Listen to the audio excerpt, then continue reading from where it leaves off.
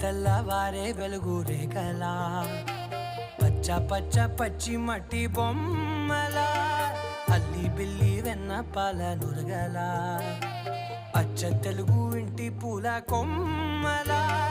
దేవదేవుడే పంపగ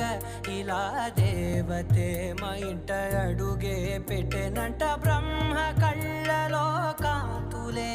మా అమ్మలా మా కోసం మళ్ళీ లాలి పాడేనంట.